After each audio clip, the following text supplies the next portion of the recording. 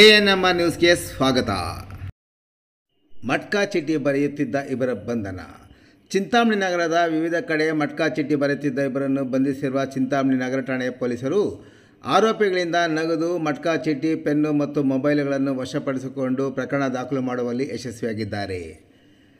ನಗರ ಠಾಣೆಯ ಪೊಲೀಸರಿಗೆ ಸಿಕ್ಕ ಖಚಿತ ಮಾಹಿತಿಯ ಮೇರೆಗೆ ಚಿಂತಾಮಣಿ ನಗರದ ಎಂಜಿ ರಸ್ತೆಯ ಫ್ಲವರ್ ವೃತ್ತದ ಬಳಿ ಮಟ್ಕಾ ಚೀಟಿ ಬರೆಯುತ್ತಿದ್ದ ನಗರದ ಗದ್ವಾಲ್ ಪೇಟೆಯ ನಿವಾಸಿ 44 ವರ್ಷದ ಕುದ್ದೂಸ್ರವರನ್ನು ವಶಕ್ಕೆ ಪಡೆದುಕೊಂಡು ಆತನಿಂದ ನಗದು 840 ರು, ನಗದು ಹಣ, ಮಟ್ಕಾ ಚೀಟಿ, ಪೆನ್ನು ಮತ್ತು ಓಪೋ ಮೊಬೈಲನ್ನು ವಶಪಡಿಸಿಕೊಂಡರೆ, ನಗರದ ಅಗ್ರಹಾರ ಬಡಾವಣೆಯಲ್ಲಿ ನೆಕ್ಕುಂದಿಪೇಟೆಯ ನಿವಾಸಿ 28 ವರ್ಷದ ಇರ್ಫಾನ್ ಪಾಷಾರವರನ್ನು ವಶಕ್ಕೆ ಪಡೆದುಕೊಂಡು ಆತನಿಂದ 630 ರು ನಗದು ಹಣ, ಮಟ್ಕಾ ಚೀಟಿ, ಪೆನ್ನು ಮತ್ತು ರಿಯಲ್ಮಿ ಮೊಬೈಲ್ ವಶಪಡಿಸಿಕೊಂಡು ನಗರ ಠಾಣೆಯಲ್ಲಿ ಪ್ರಕರಣ ದಾಖಲು ಮಾಡುವಲ್ಲಿ ಪೊಲೀಸರು ಯಶಸ್ವಿಯಾಗಿದ್ದಾರೆ.